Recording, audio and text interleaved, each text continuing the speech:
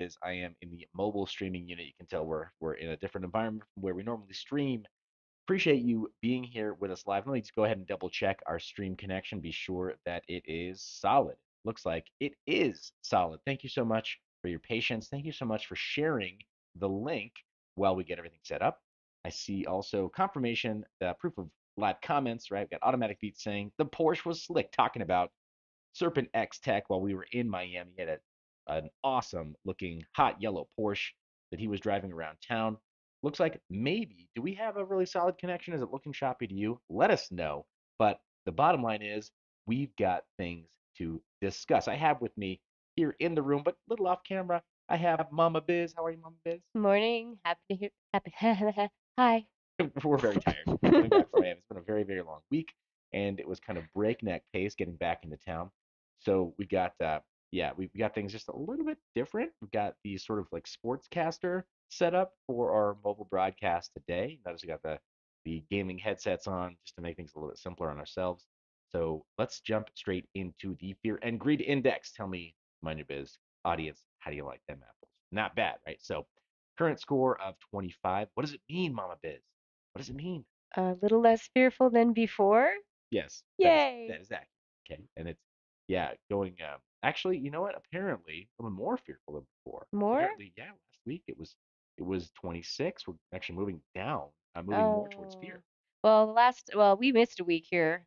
Last time it was down like 20, 21, 22 uh when we were on the week before Decentral. Yeah, and there may be due for an update later on today, but it always updates at about 5 p.m. Pacific time. Not too worried about that. We're not doing evening live streams. That's not part of what we have scoped for the show. But yeah, I mean, yeah, you're right. It's a little bit less fearful than before. Like, we were seeing, you're saying 20, 21, 22 scores, but this is just an aggregate score from across Twitter, Reddit, and I mean, Twitter and Reddit are what they are, right? Like very, very interesting platforms. People tend to feel some sort of way. Automatic Beat says a little choppy, but not bad. Let's see. Wisdom Bar says, Sportscaster, mind your biz. What did you think of the game last night? Ha ha ha. They're saying it's a little bit laggy, and I am worried about that. I'm seeing that our bit rate is lower than recommended. It is coming through choppy to YouTube servers. Let me see what I can do to fix that really fast. I'm going to have a very short window of opportunity to reset the stream because, yeah, I'm seeing from OBS even it's coming through a little bit choppy. That may have to do with my VPN settings. So thank you for bearing with us. We're going to try to fix this live. So fingers crossed. Make sure that nothing really messes up here. So I'm going to do a quick disconnect from my VPN and then reconnect my stream. All right. Cross your fingers, cross your toes, and it shouldn't have disconnected just yet. Alrighty, and we should be able to see a reconnection. Okay, we should be reconnected. Let me know if this is a little bit better. Apologies for the sort of sniffly nose. I'm gonna be contending with that. That should have rerouted our signal through a less choppy connection. Give me a thumbs up in the chat if you see that it's a little bit back, a little bit better. I was worried about that, not gonna lie, but it should be a little less choppy. You tell me what your experience is of the stream right now. So yeah, all right, all right, cool. Yeah, and I'm seeing my on my preview as well. It doesn't look too choppy, and I am getting a consistent. I'm pushing a lot of data through our yeah out to YouTube servers. So we should be getting a proper 12 megabit stream and should be nice and crisp on your end as well. Thanks for your patience there. Let's jump back into our main content though. We've got yeah, we've got so much to cover. As you know, I normally view the fear and greed index as a bit of a trailing indicator. It's not actually a leading indicator by way of what to expect in the crypto markets. When people are fearful, I think we should be a little more greedy. When people are greedy, I think we should be a little more fearful and more conservative, maybe. But none of that is actually legal financial business advice. Booyah! There you go. So, Mom Biz, you mind reading through some of this for the boys and girls at home? The content on this channel is intended as entertainment and basic education. We are not certified experts, not exports, nor do we offer official advice regarding legal, financial, or investing decisions. You are responsible for your own decisions and their outcomes. Do your own research or get wrecked. Yep. And we got some visual aids there to warn you that that you have to do your own stuff, right? Danger lies ahead when you're looking at financial markets and when you're looking at assets such volatile assets such as Bitcoin, cryptocurrencies, and NFTs. So got that out of the way. Here's the chart.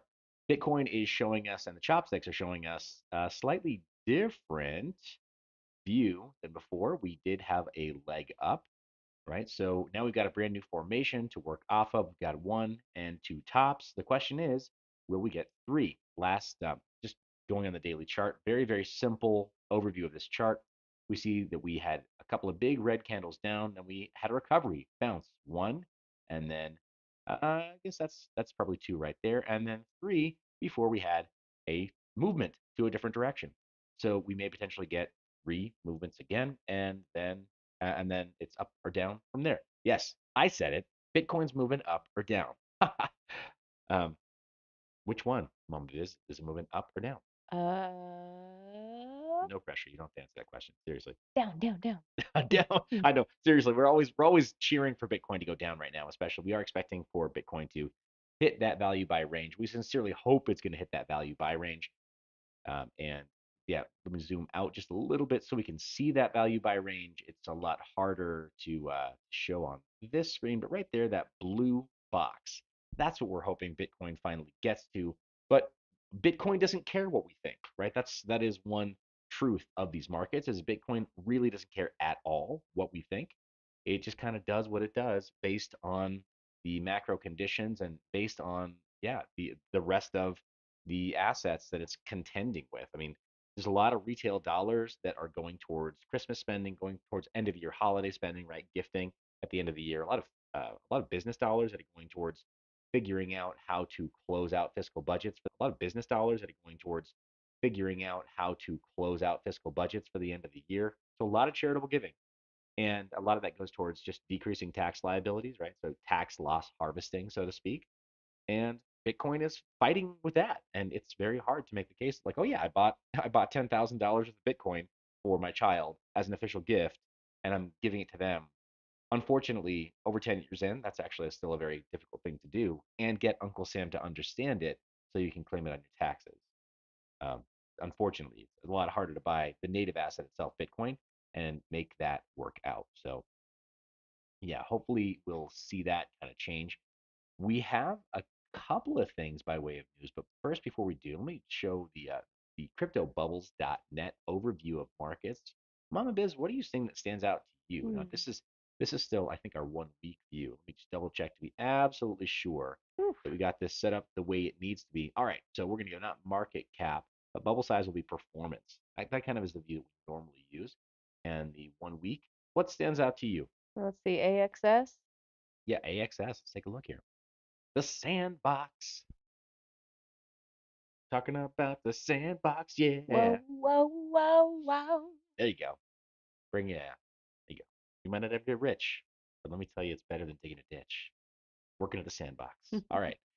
So shout out to Hack Crypto, Steve McGarry, who runs Sandstorm, which is the largest development group working in Sandbox. You actually can earn by being a metaverse builder. It's a thing that actually exists. And shout out to anybody in the chat who actually understood that reference. Talking about a 1970s classic movie, The Car Wash.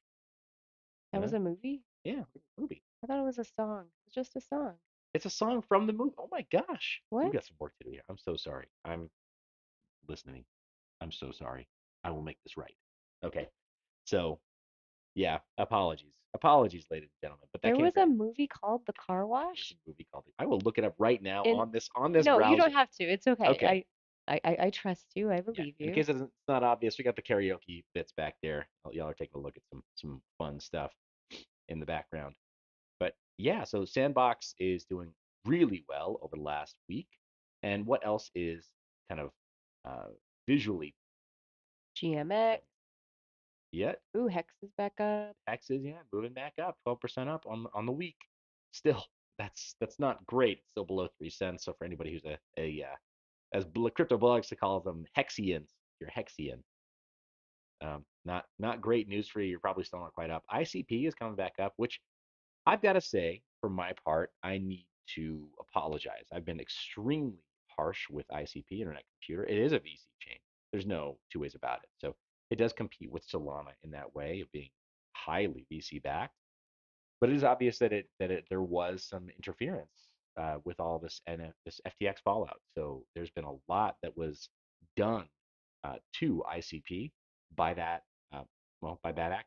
So it was kind of an outside takedown, and there's not a whole lot of control that you have over price when you have some of these massive juggernauts. People have unrealistic, unbelievable amounts of money um, stepping in and interfering, right? Like that's what we were hoping to get away from with cryptocurrencies, but here we are all over again with the payment rails and the smart contract systems being manipulated by these groups. So, but I think we need to take a slightly closer look at Dfinity, the Internet Computer, their platforms, see what actually works there. I believe, if I'm not mistaken, Internet Computer is also loosely based on the Cosmos and Tendermint protocols. So I don't think it actually does work within the IBC ecosystem the way that, say, Terra did. Um, but I think it should. I think it would do better if it did.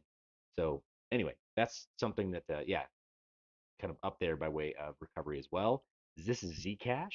Sorry, this is the Zcash. Zizi. You will eat the bugs with the Zcash. So that's coming up as well. There's a lot of recovery over last week. Nature is healing, Mom. It's healing. Fingers crossed. Yeah, we'll see. I am not hopeful that this is going to be a long-term trend. I think we are going to see a bit more pain. Again, we talked about this though. There's a lot more that has to happen to see genuine recovery. But here's a much bigger overview of txstreet.com. We can see our median transfer fee of Ethereum is below 70 cents, while our median transfer fee for Bitcoin, here we go. I actually don't want to know. Like, oh, Mm, don't want to see that. All right, pending transactions. Not too sorry about that. And those are the only two that we need to know. But yeah, median transaction fee between Bitcoin and Ethereum, very, very similar. That tells me that usage on Bitcoin is up and that usage on Ethereum is actually down, Hmm. which is a very interesting trend to see play out. We're going to get rid of our pending transactions over there as well, and latest block as well. We don't really care about that. But we do want to see our median gas price, and we also want to see our median contract fee. Those are important because we don't just have the main asset itself, the utility asset or the utility token. We also have other tokens. 25 Gwei is not a terrible price that we are seeing in the queue. Median contract fee $1.75. Mom Biz, this is very, very good. Nature definitely is healing, truly is healing. Those are the cheapest prices I've seen on Ethereum in quite some time. Yay. So it still doesn't make sense though. You're not going to send $5 worth of USDT to somebody when you're paying, almost $2 in Right. gas fees. But it's a far cry from what we were seeing not long ago, and great to see that recovery. Let me check in on our comments really fast. Thank you so much for sharing the link while we're live. Thank you so much for that viewer pop. Thank you so much for your thumbs ups, for your likes, for your support. It means so much. I know we talk about it a lot while we're live, but it matters. Really, your support is everything. Automatic beats, fail. Let's see. Integra guy says, yo, and B13SR says, not the Snoop Dogg version. True. Snoop Dogg version is not related to a movie. And Automatic Beats said, boo, LOL, JK. So it's okay, Mom Biz. It's okay. Obviously, the community loves you. We are here to support Mom Biz. Concurrent viewers going up. Thank you so much for your support while we were live. Appreciate you bringing us to the top of the recommendations over on YouTube. We need to overcome, well, a lot of challenges actually on YouTube by way of having this content be more discoverable. Let's take a look at the cost to mine one full Bitcoin over on the Brains calculator. It's a little bit trickier to see the full display there. We actually have to scroll down the way we have this lined up, but we're going to keep it as custom hardware. We're going to look at our 140 tera. Oh, no, not that. What have I done? What happened? Oh my gosh. Um, wow. I can't believe you've done this. I can't believe I've done this. What's happened? I've done it, but I can't believe it, and I don't know what. What have I done? All right, we're moving on. No more mining Bitcoin. We're done with this. All right. GPU mining profitability. Let's take a look at the stack ranking here. We need to zoom out just a skosh, as it were. Wow, this is actually a lot more difficult for me to read than maybe it is for you to read at home. This new layout it's a challenge. Not gonna lie, Mom Biz. This is harder than I thought it would be. But we do have the profitability from all the major cards here, and we're just showing revenue for 24 hours. Let's do the stacked ranking according to profit every 24 hours. The RTX 4090, hard to beat, right? But it is in the money at 8 cent power. So is the 4080, which is now available. Apparently, it's actually accessible closer to the $1,000 mark or closer to the $1,400 mark. Good grief. What are we even doing anymore? The 3090 Ti also showing some daily profit, about a quarter of daily profit per day on the RXD coin, which we don't have a solid read on.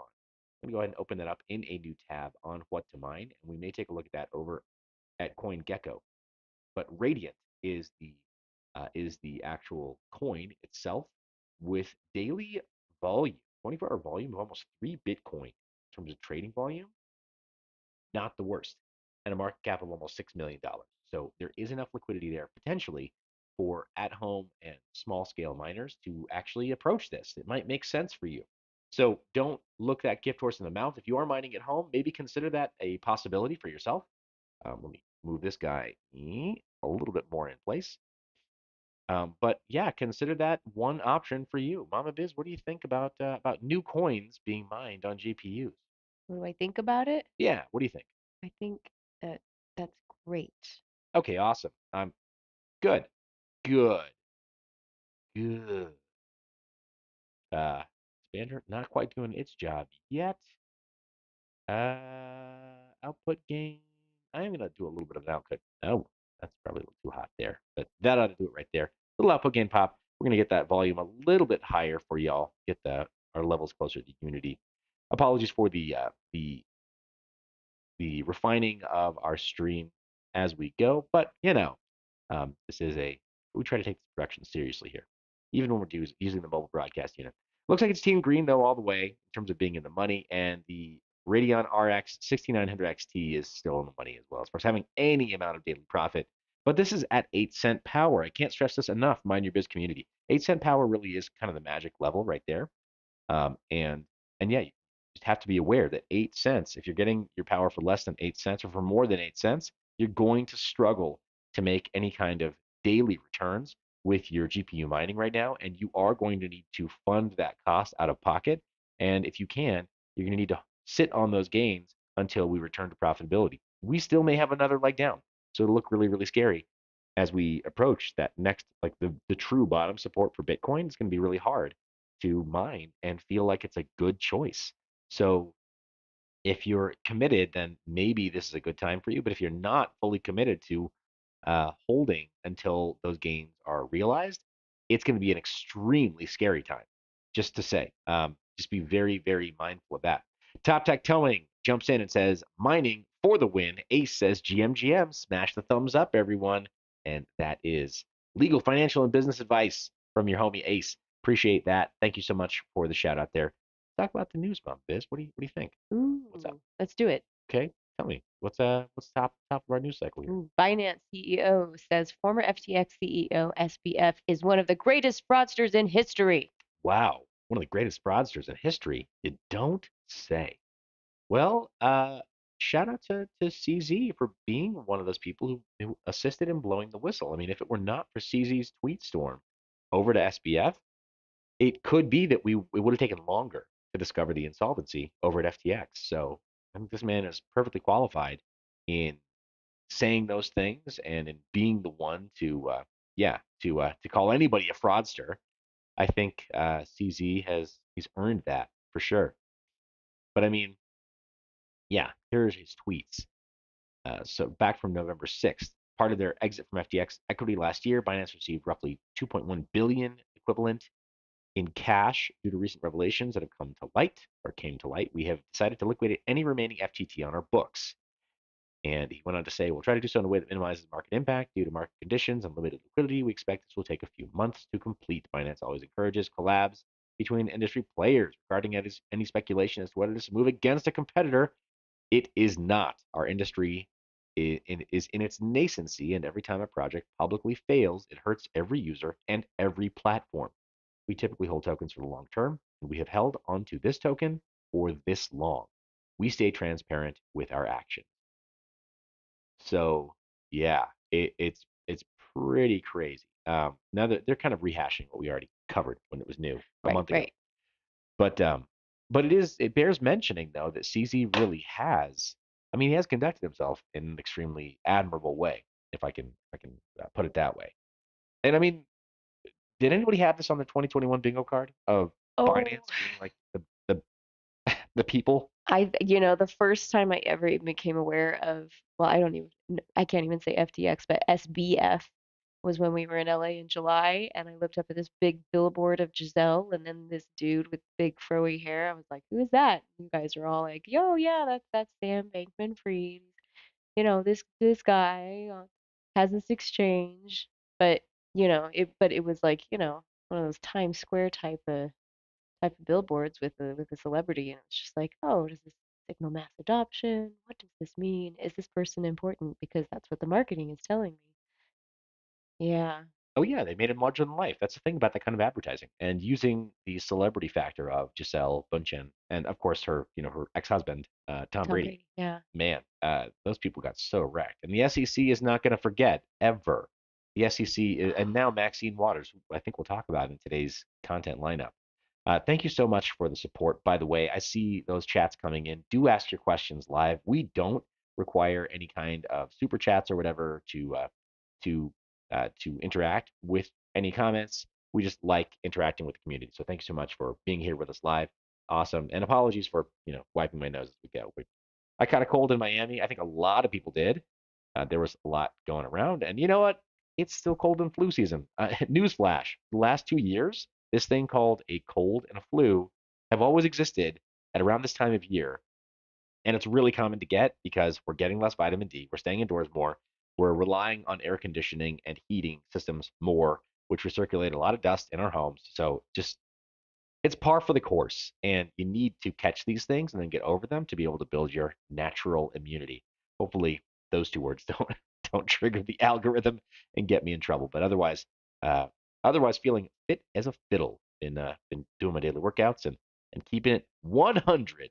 Let me get that out of the way and take a look at our next news.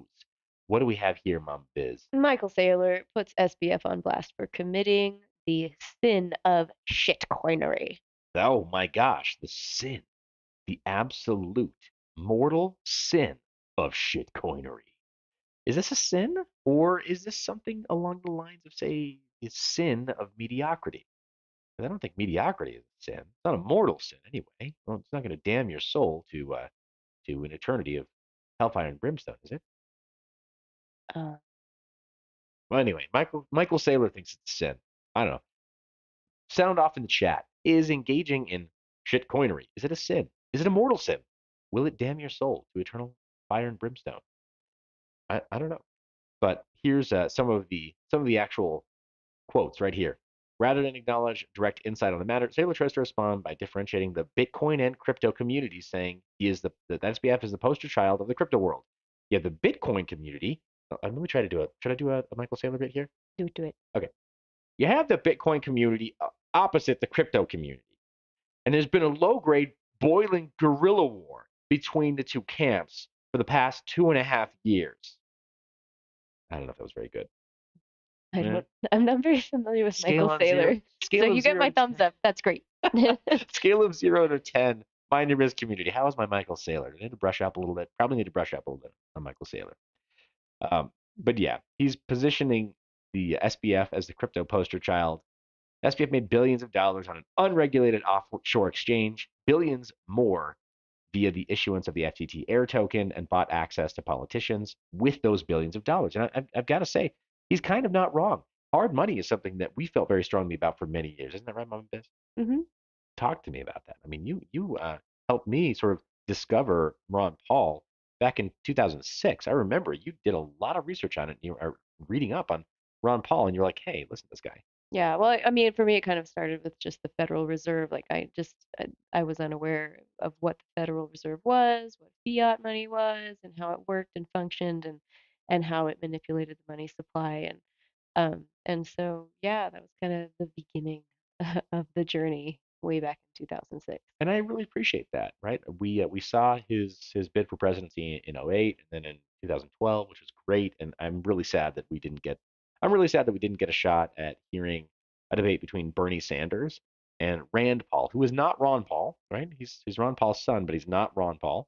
But I'm sad that we didn't get to hear a debate between those two in 2016, Yeah, that right? would have been great. We were robbed, right? As the American people, internationally, we were robbed by not being able to see that debate between those two, because that would have been an interesting debate between genuine political thinkers on the political left and the political right. Instead, we got the clown show of Hillary versus Trump. It was really interesting though to kind of see well, gosh, why are we talking about politics Uh, again? This uh, must be so annoying I for know, our I know. audience. I practically Like, got talk canceled. about mining for the love of God. I know. Okay. Well, I practically got canceled by being on around the blockchain yesterday and making any kind of a comment about how the left can't meme. Here's the thing, like we these are realities, right? We just like we live in a world.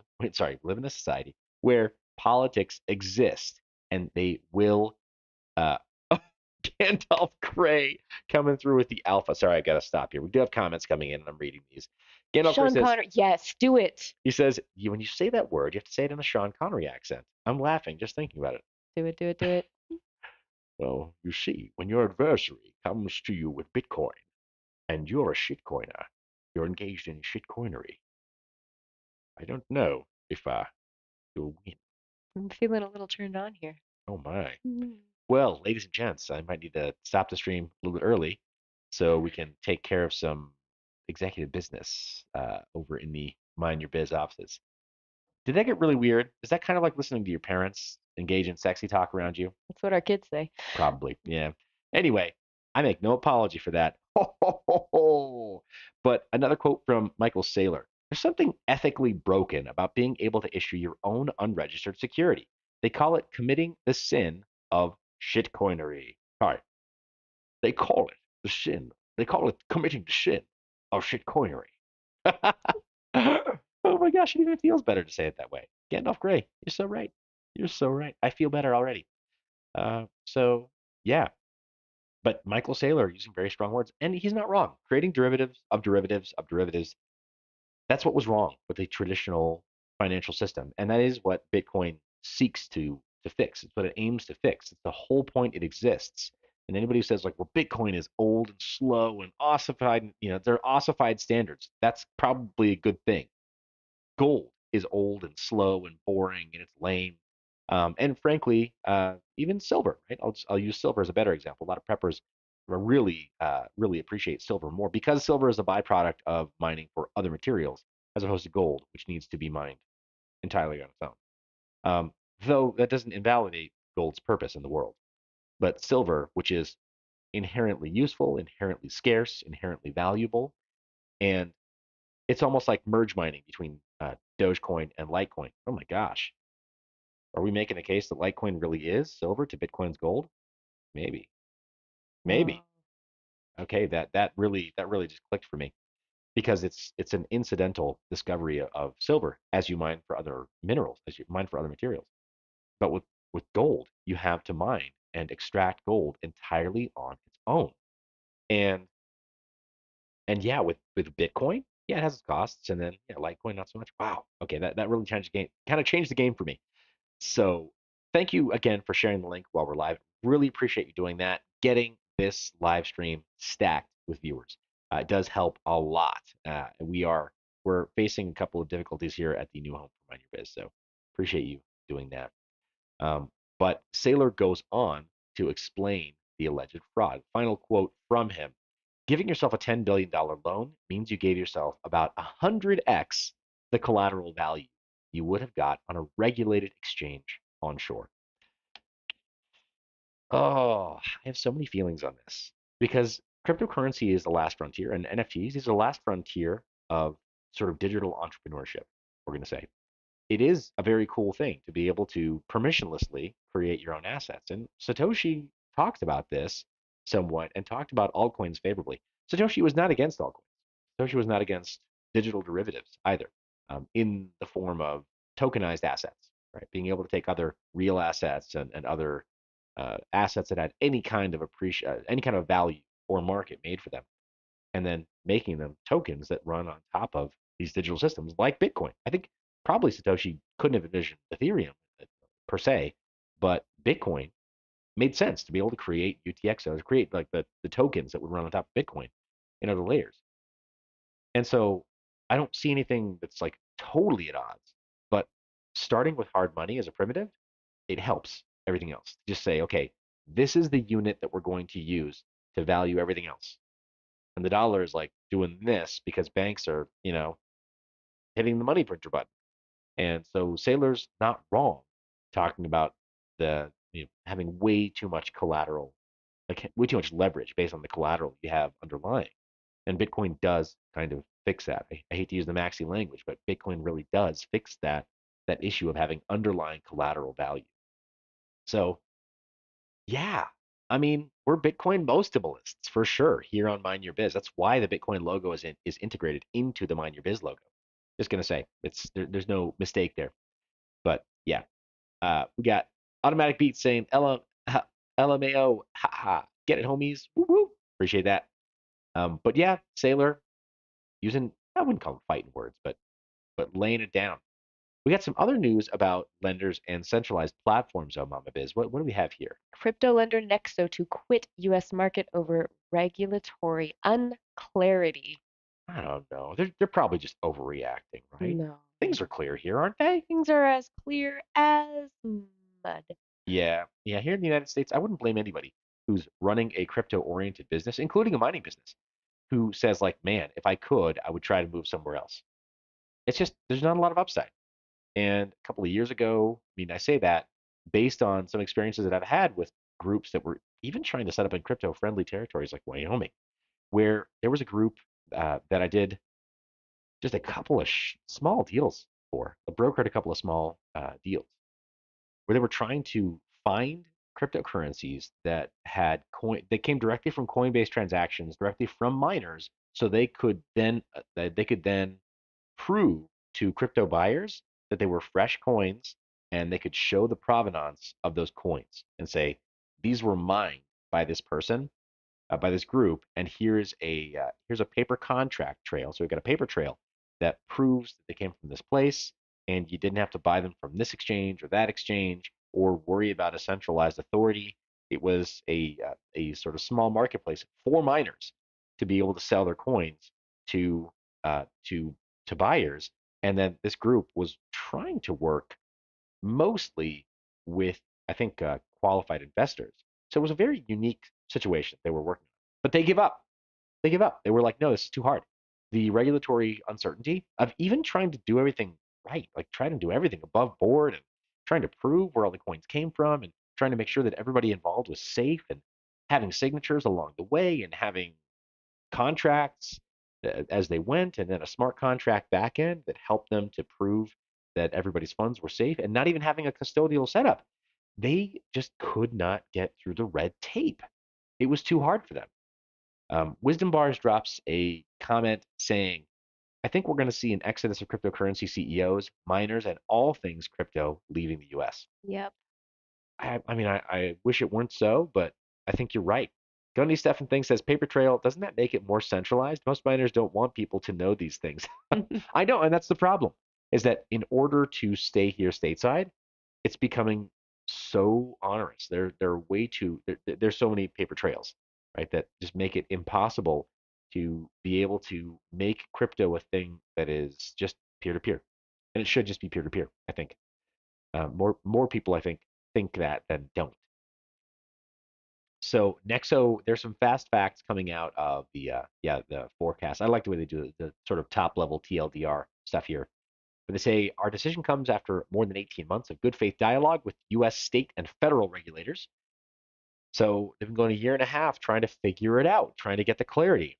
Um, And they said they've adjusted their business in response to regulatory concerns despite their inconsistent and changing positions. Initially, regulators encouraged our cooperation and a sustainable path forward seemed viable, but recent events and subsequent changes in regulators' behavior point to the opposite.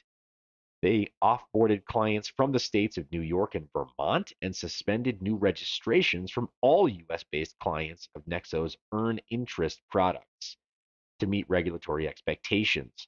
As of December 6th, the earn interest product will be unavailable to existing clients in 8 additional states here in Oh, the US. Yeah, so if you're in Indiana, Kentucky, Maryland, Oklahoma, South Carolina, Wisconsin, California, and Washington, you're out of luck. You can't use Nexo at all.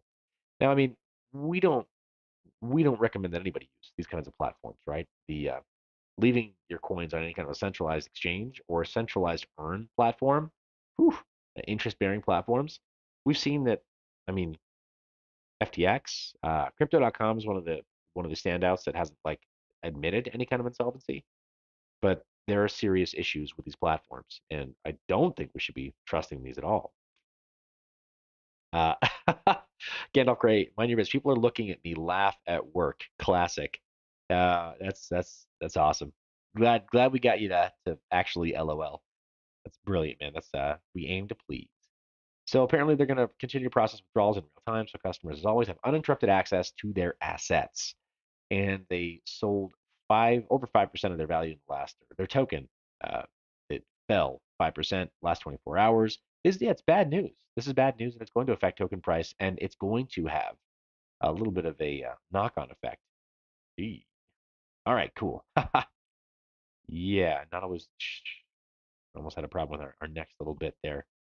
But we got some news coming out of the UK. It's bad news, I think, for the overall crypto ecosystem. I think it's probably good news for people who are looking at being more sovereign in their holding of cryptocurrencies. And we have a little bit we're going to talk about later on a brand new wallet announcement from Ledger. So stay tuned for that. We will be putting this wallet through its paces once it does finally release. We still got 3 crypto wallet reviews that need to be edited and released, but thank you for your patience. We're going to go through all that, and we're going to do sort of our 2022 roundup of all the wallets that we've been reviewing and doing a comparison, just my unfiltered opinion on the stuff that I like. Several of them were sent for testing and evaluation for free. The Ledger devices, I think I mentioned this before, Mom Biz. Those are devices that I'm happy to pay. Same with Trezor, happy to pay for. They're proven and they just keep on making great products. So I'm never worried about paying for those devices. But the others, yeah, so that is not advice or an endorsement, but in your opinion, you like them, yes? yeah, I like them enough to pay my own money for them. They do not, yeah, they don't ever send us product for review. Got any stuff and things I think is dropping some comments there. You want to read those off? Where? Right here, starting at Gundy's. Yeah. But my stack CRO is so low now, but the perks are still up. Do I take the 85% down and bail or let it Oh ride? my gosh, yeah, right. Decisions. I know the crypto.com card is also really convenient in terms of certain discounts as well. And that's harder to it's harder to that's not impossible. You have to use a tracker though. Like you'd have to use your own custom spreadsheet to figure out whether or not the rewards, like the fiat rewards of getting discounts on certain things are worth it. But then yeah, 85% down on your CRO holdings stings, man. It stings. That's why I don't like having to buy a platform's token to be able to use their card. I mean, if it's a debit card, then you should be able to just debit. And if they have some kind of a fee, then there's a fee. And I don't know. I haven't loved the way that those plans have been laid out. We got some news coming out of the UK though. What's going on UK plans to regulate digital currency ecosystem are being finalized. Yes. Did I read that right? there? Yeah. So there are regulations that are going through all of the rounds of parliamentary review in the UK. And yeah, Yeah, I think one thing that I saw in the news was the one headline that I don't know if we got it in there was UK crypto bill to restrict services from abroad.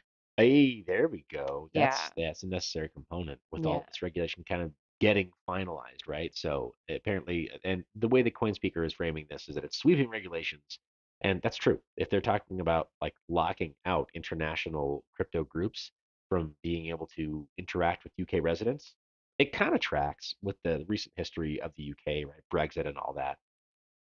So there's been a bit of a motion of Great Britain and the UK to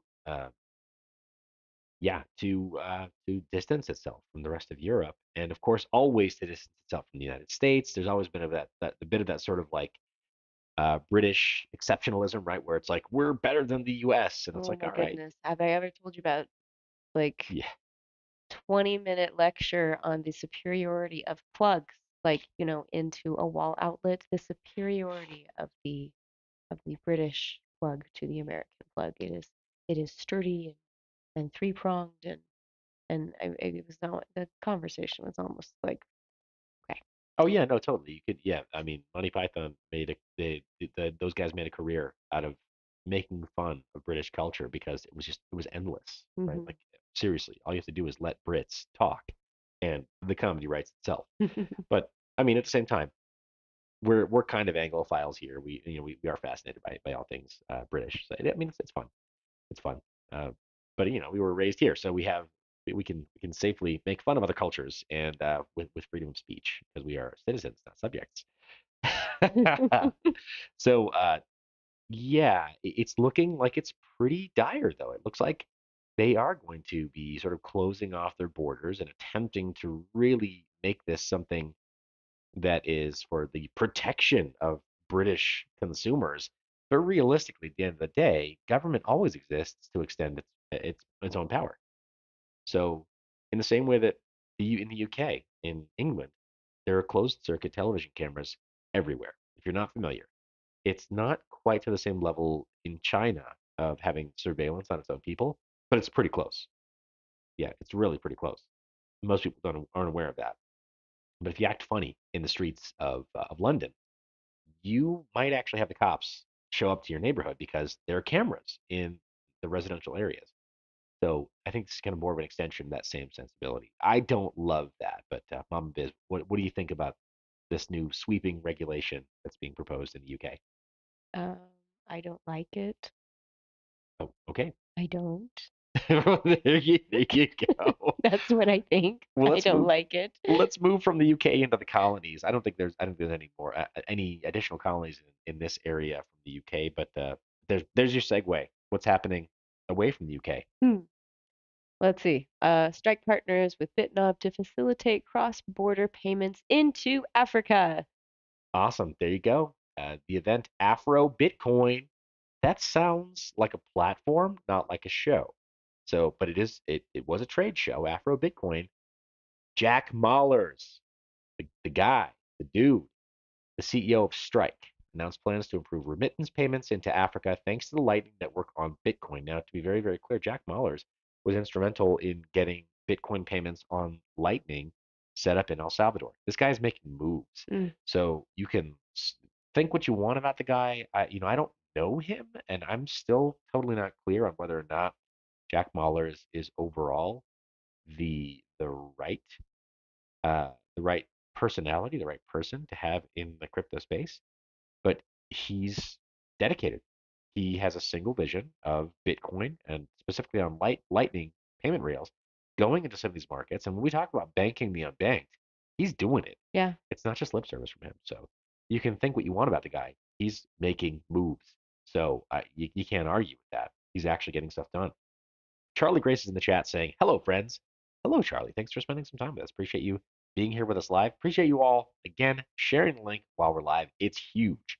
Your support really does help. So thank you again for doing that. But yeah, Wisdom Bar says, "I just got a Trezor and I'm pleased so far. Appreciate you, yeah, letting us know. Trezor is a phenomenal device, and we like the Trezor. But let's take a look at some of the reach of this Lightning Network. So during that conference, now where's it expanded into? That's into Ghana, Kenya, Nigeria. Is These are huge markets. Nigeria has a very, very vibrant film community. It's actually nicknamed Nollywood in the same way that in India, their film industry is nicknamed Bollywood. In Nigeria, it's called Nollywood. So there's a lot going on in Nigeria that we're just not very aware of because culturally we're out of touch, right, with what's happening in Africa in most of Western society. But but yeah, that's huge. Kenya also huge, and then Ghana. These are massive markets. Ghana in particular. I don't know if you know this, Mom, Biz. We've probably talked about it, but there is a mobile payment system that you can it's essentially it's a trading of minutes between phones technically, but it's called M-Pesa, and that's the way that people pay from their mobile phones in Ghana and across several other countries in Africa. And so there's been kind of an inclination in these countries to use your phone and to figure out a way to trade value even without using a bank account for some time. And I would love to have Trek with 2Ks back on the channel at some point to talk about that because he's personally seen this when he's visited Africa, uh, just based on work trips. That personally seen sort of the power of the system, M-Pesa, and how well it's run and seeing the need for disruption. And Lightning Network kind of fits the bill, right? Where it's like, oh, use your phone really fast. You don't need to wait. You don't have to be approved for a bank or a debit account. You can set this up on your own. But then you run the risk, the very real risk when you're using those systems of having a SIM swap attack or having all of your holdings stolen if somebody just nabs your phone. You can be in serious trouble. But Bitcoin and Lightning should be able to fix that. I don't know. We'll Hmm. see. We'll see if it actually does work out. Cool. But pretty cool. First off, this is my first exposure to Afro Bitcoin, the conference in Accra, Ghana. I don't know. I'm a biz. What do you think? Do we need to schedule it? Because Bitcoin 2023 in Miami sounds okay, but in my mind, that's a little boring compared to going to Ghana, I'd like to go to Ghana. right? Who wouldn't like to go to Ghana, Africa? Nobody would like to go to Ghana, Africa. That's who. Oh, there's one little problem with using a microphone this way, and that is that when I am sick, I sound gross. Apologies in advance. We're literally getting audience bouncing. They're like, why am I watching somebody who's obviously very sick and not feeling well on camera? You're Well, here's making why. you're making them feel exposed. You're exposed. That's the thing. You are exposed. Uh, anyway, I think we already know that. That's just the reality of being alive. Being alive is dangerous. You heard that before? Hmm. Did you know that? Being alive Being is alive has dangerous. risks. Yeah, there are risks. If you're alive and you want to go interact with people, there will be risks associated. Ah, man, life is so hard. But we have some other news, and no, that's pretty much all we wanted to cover Is today. that all the I news thought I today? thought we wanted the Maxine Waters bit, and Yeah. how did we miss that? Where did that Where'd it where did it go? disappear to? So let's just talk about the headline just overall. So high level overview. Talk to us about what's going on. Hmm? Maxine Waters. Yeah, talk to us about that. Oh, well, she is basically very politely requesting that SBF, come to testify on what happened at FTX. But the language is it's just bizarre. It's like, Bernie Madoff was kind of like day one, right? Yeah, Um, yeah, you stole a lot of money. That's not good. You're going to jail. But there has been no subpoena for SBF. There has been no, but if you read her tweets, it's like, yeah. Let me pull this up. yeah, Yeah, so there's been kind of a conversation going on, and I've gone ahead and liked this. It's interesting. yeah. So let's see, starting on the 2nd of December, right? Hmm. SBF FTX. We appreciate that you've been candid in your discussions about what happened at FTX. Your willingness to talk to the public will help the company's customers, investors, and others. To that end, we would welcome your participation in our hearing on the 13th. We would welcome your participation in the loss of $10 billion. Yeah, right? Oh, It's just so like, hey friend, hey friend, yeah, what the heck? isn't he still a US citizen? Can't they subpoena this guy? I'm sure they can. I'm sure he's still technically a U.S. citizen and functioning as an expat. I'm sure he has not renounced his U.S. citizenship. Nope. So there's every possibility of them just issuing this guy a subpoena, right? So, oh my gosh, it's got to be so tiring. Right. Did you go back up to the top? Yeah, I know. Like I said, I lost track. But seriously, Yeah. there's so many little messages that are being written by her staff. But yeah, he says, Rep Waters and House Committee on Financial Services. Once I have finished learning and reviewing what happened, I would feel like it was my duty to appear before the committee and explain. I'm not sure that will happen by the 13th. When it does, I will testify. They're playing softball with this guy. Yeah, Why is this conversation happening publicly on Twitter? it's crazy. Does it have anything to do with the massive tens of millions of dollars in contributions that he's given to their campaigns and to the Hmm. DNC?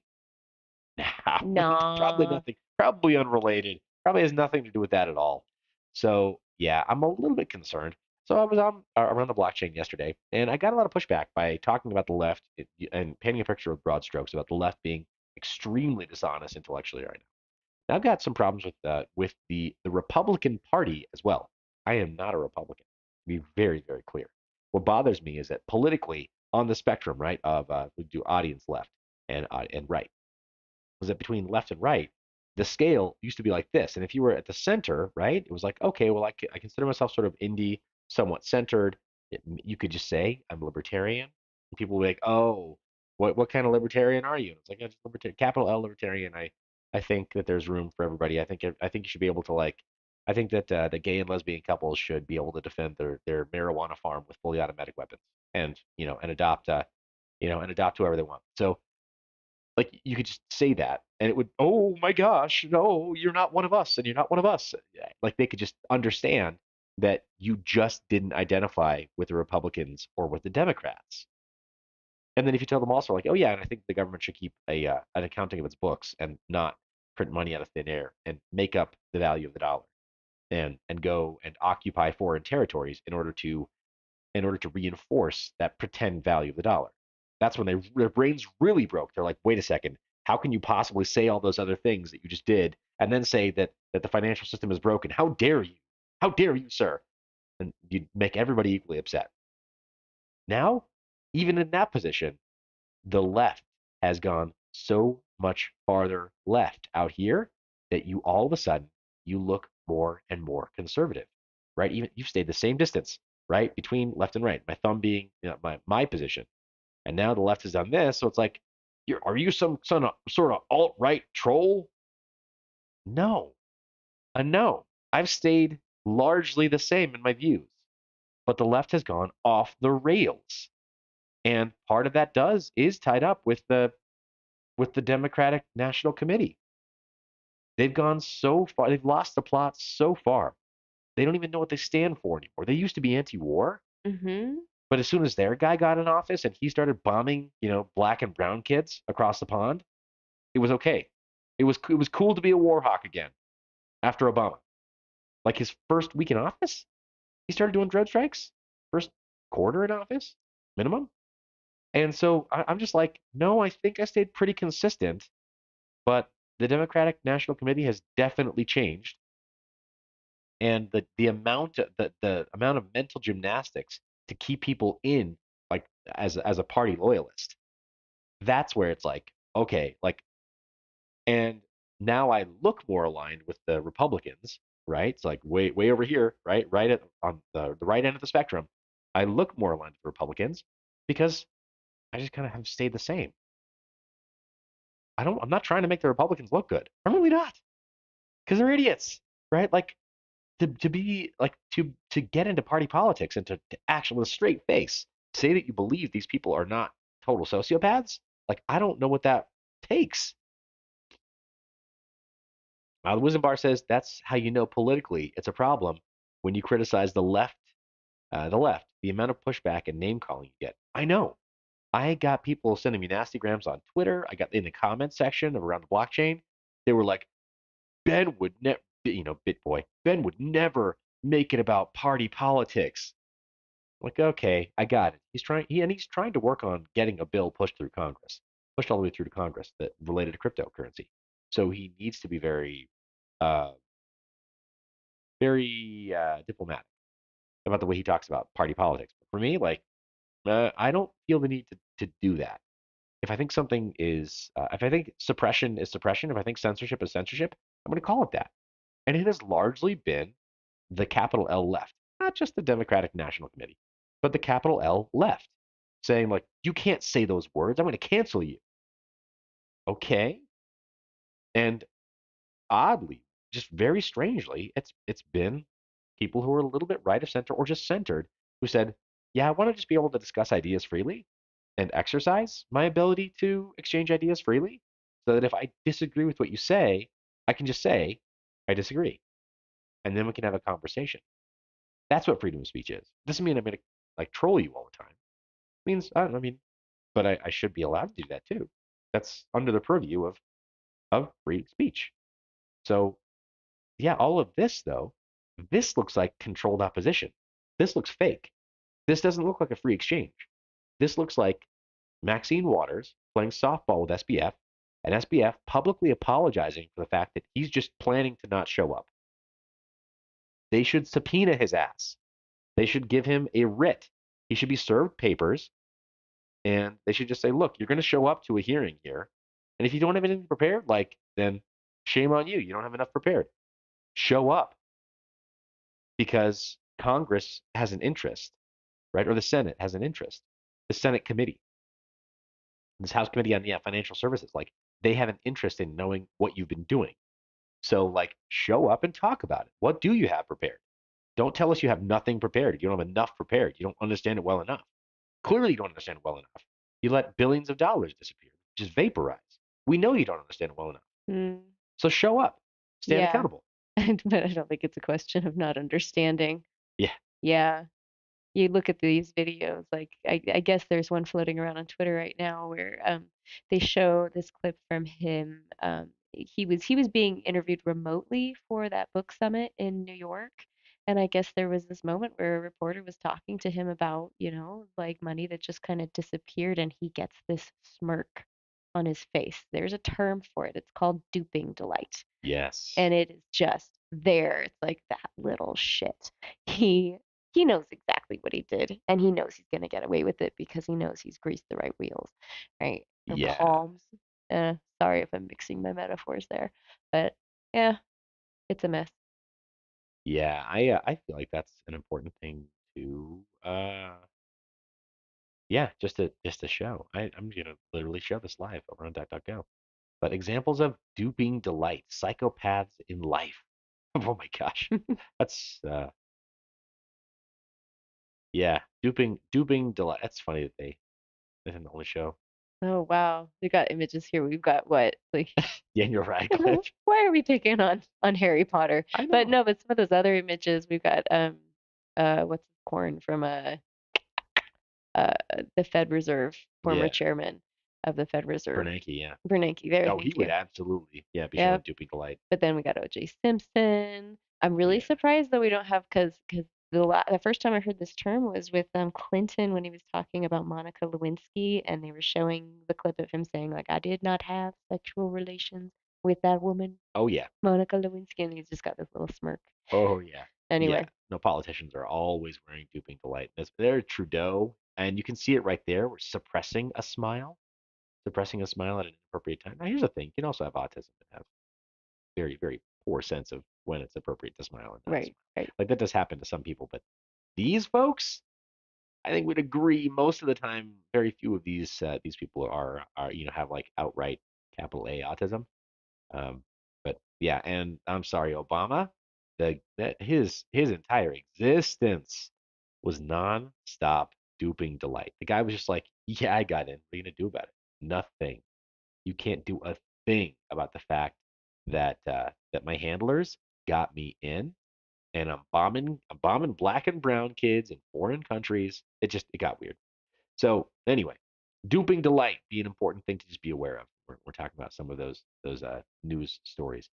But to give you the main thing, Maxine Waters extended the invitation, and SBF has just been permitted to say no. Like, how do you get to say no to a House Committee on Financial Services?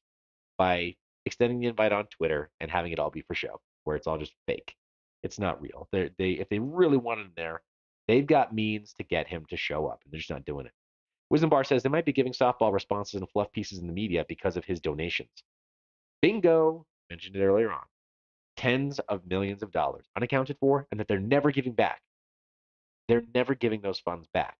And that's where, it just takes a little bit of this to try to appease people, right? Maxine, well, we tried. We tried to get him to show up, and he just said no. What are we going to do? This poor poor public servants. We can't force anybody to do anything except we really, really, really want to. We're going to send people to bomb your place. Like, dude, really? This is just disappointing on so many levels. Disappointing.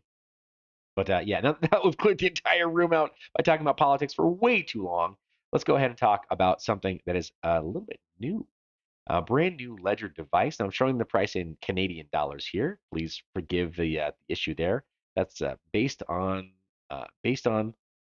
the uh, based on the VPN location. I often use Canadian out points for my VPN, so it's still showing that Canadian price. But the Stacks Ledger Stacks, brand new wallet from Ledger, and it looks almost like almost like a phone device or like a little battery device. But instead of having a full OLED screen, it uses an e-ink display. Kind of cool. Does a lot of additional things that other Ledger devices have not done, such as wireless charging. Has, of course, Bluetooth, be able to connect to an iPhone. And it turns out only the Ledger Nano X and this device are certified to work with iPhones.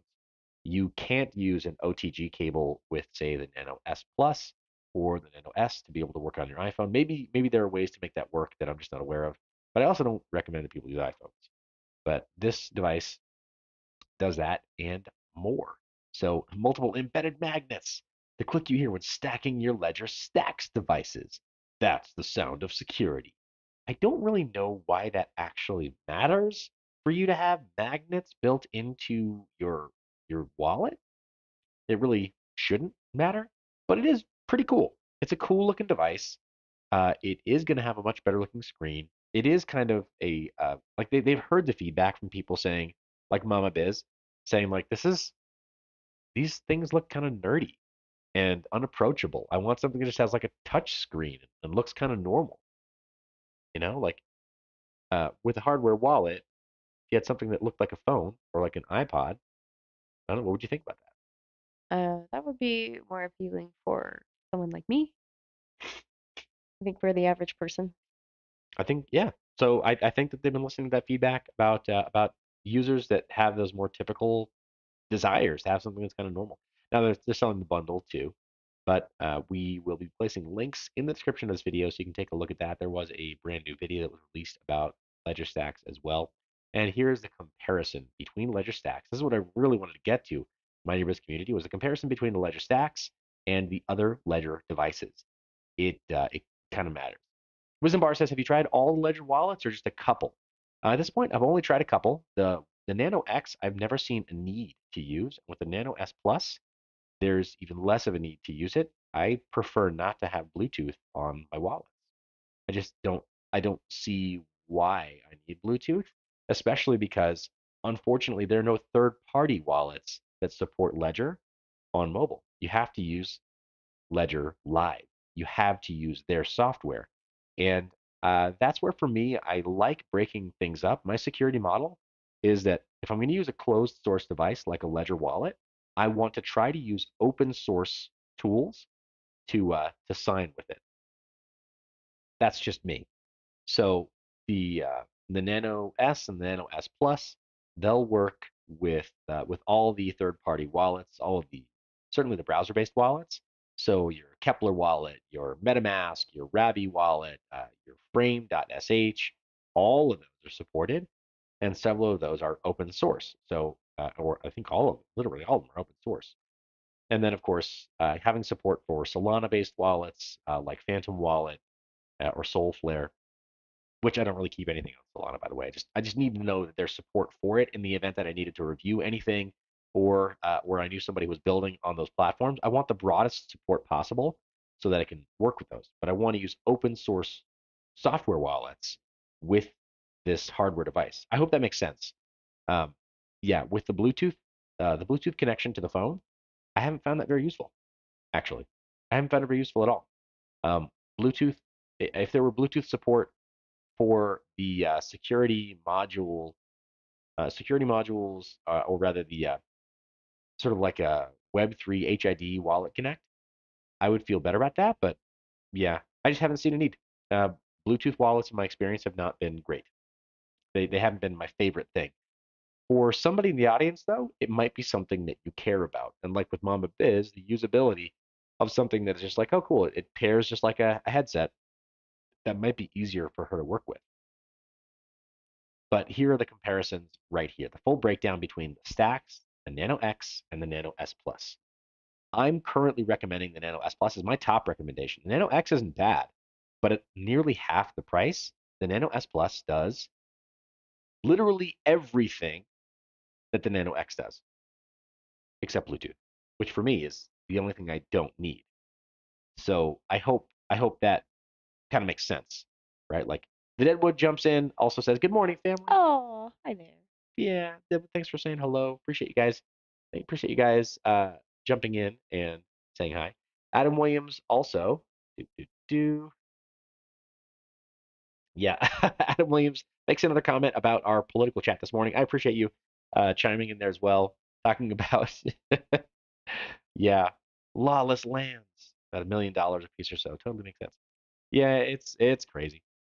Wisdom bars, though, to answer your question about the ledger devices, yeah, I've only tested a couple because I just have not seen for my use case, the value, and also the fact that I've got multiple people in my home because I have many dependents. I don't know why I would buy a multi-$100 device when instead I could buy a hardware wallet that is between $50 and $100, save the difference, and gift that amount in crypto, if that makes sense. And for kids, that makes a difference, right? You can, for the price of like $300 or a $200 or $300 wallet, you can just gift them the difference in crypto and then just be like, hey, this is held here. Please don't spend it. Or if you want to trade it, we'll talk about that. This is being held until your whatever, your 16th birthday or something. Like to give them the power to hodl and be like, I put this here. I backed up your seed phrase, so I know where it is to my own security system, like my own vaults or whatever. Then you have sort of that custody and you can look over their stuff. You can gift them the full seed phrase back up when they're ready. So that's a consideration of mine, right? That's part of my threat model. But I really like the Nano S Plus. Since getting it, it's been my favorite wallet ever, and I like the Nano S too. But this is the full breakdown. Yeah, so Ledger's uncompromised security. What they mean is an EAL, so we can go through it, the hardware, right? So certified secure element CC EAL 5 plus. The same security element on all three of these. PIN protection. Yeah, they all have PIN protection. And then recovery to your assets, a 24-word secret recovery phrase. When you're talking about a security device, they literally do the exact same thing, all three of them. And then talking about the third-party wallet support, compatibility with 50 plus wallets, they all support the same wallets. You see it right there, the full breakdown. It shows that it all does the same stuff. A Ledger Live app, when you use the Ledger Live app, the same coins are supported across all of them. When you talk about third-party wallets like Kepler and MetaMask and Soulflare and Phantom and is it Nani wallet or Nami wallet for Cardano and even Tron, right? The Tron wallet plugin for Brave or for Chrome, they're all supported with these all three wallets, right? They talk about where there's support there. The only thing that's unlocked for these two wallets with Bluetooth is using your iPhone, which, in my opinion, is not even something you should be thinking about. You shouldn't be worried.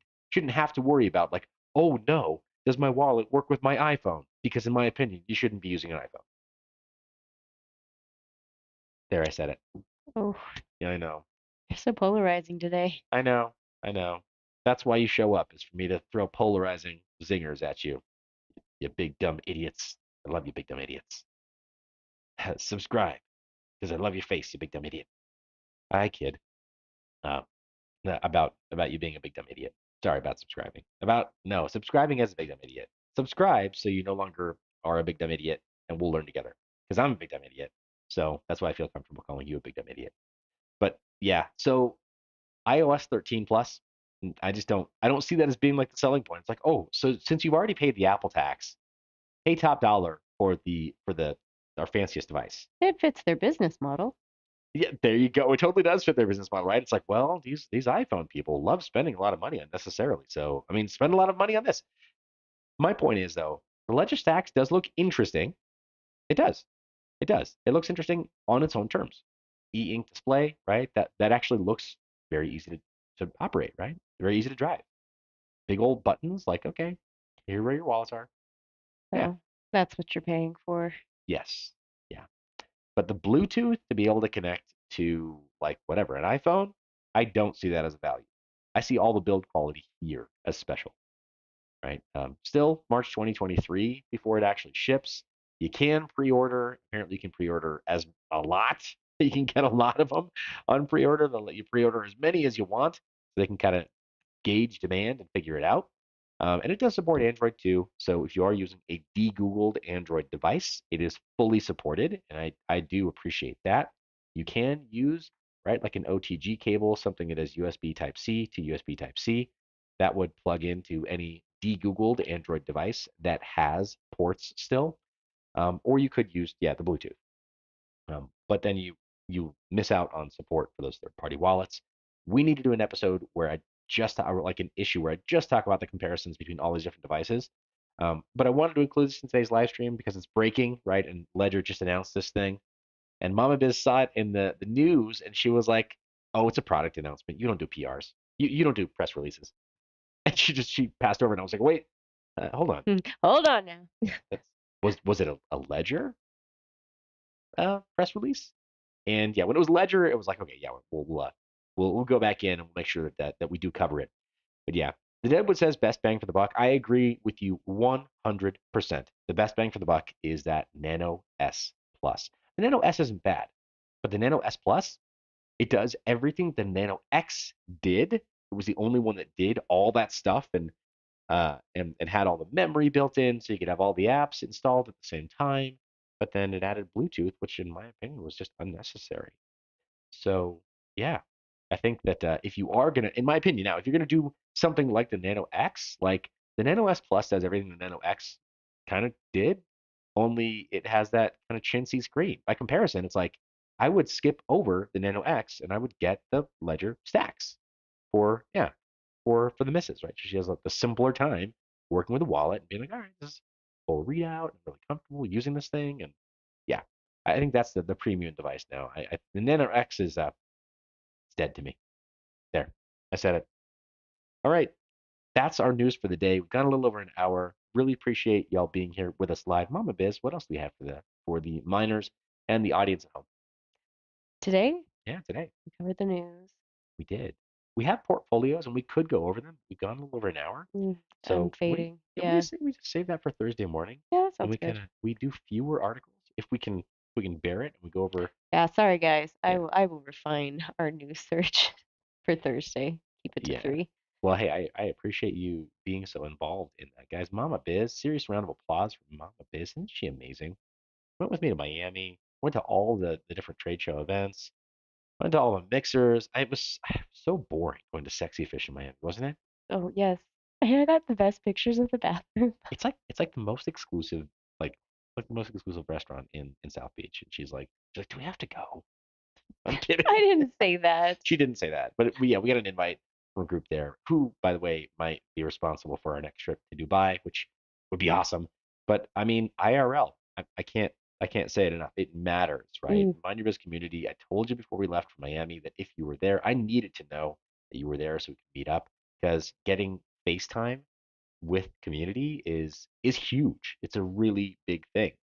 We had dinner with Serpent X Tech and his fiance, which was just phenomenal. So Vega and Benita, it was great seeing you both in person. We caught up with Hawk Mining in person. We caught up with Michael from GPU Risers, which was awesome.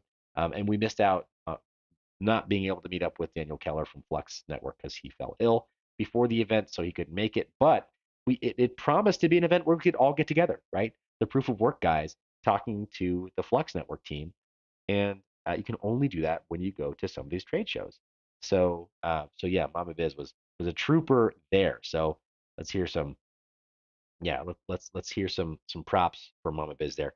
The Deadwood says, is your affiliate link still active for the ledger. Yes, it is. And I'm going to go ahead and just put that right in the chat so y'all have something to follow because we did talk about it a lot.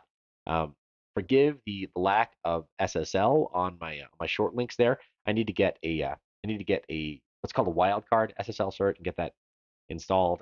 I've been very, very lazy about that, but I will see if I can get that done today so we don't do any more live streams where you get a warning using Chrome-based browsers there. Whew. Well, it's been a fun over 1 hour long episode. Whew. Mom Biz, thanks for staying awake with me, and let us know in the comments.